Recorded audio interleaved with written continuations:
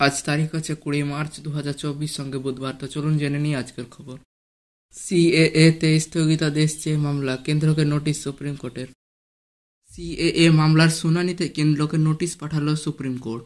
প্রবল আলোচিত আইন কার্যকর করার নির্দেশে স্থগিতাদেশ চেয়ে মামলা দায়ের করেছে শীর্ষ আদালতে। সেই মামলার প্রেক্ষিতে কেন্দ্রের কাছে জবাব চাইল সুপ্রিম কোর্ট। আগামী 8 এপ্রিলের মধ্যে শীর্ষ আদালতে জবাব দিতে হবে কেন্দ্রকে। গত সোমবার সংশোধিত নাগরিকত্ব আইন কার্যকর হওয়ার বিজ্ঞপ্তি প্রকাশ করে কেন্দ্র।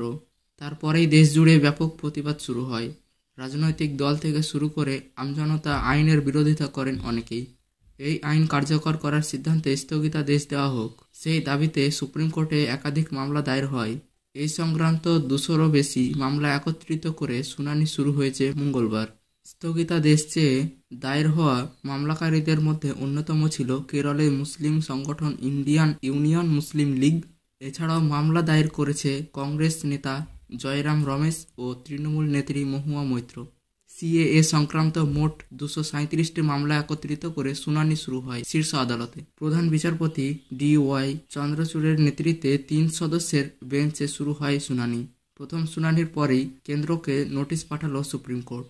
আগামী 8 এপ্রিলের মধ্যে সিএএ নিয়ে কেন্দ্রকে জবাব দিতে হবে। তার পরের দিন এই মামলার পরবর্তী শুনানি হবে বলে জানিয়েছে বিচারপতিদের বেঞ্চ। তবে আবেদনকারীদের দাবি মেনে এখনই সিএএ কার্যকরের নির্দেশে স্থগিতাদেশ দেয়নি সুপ্রিম কোর্ট।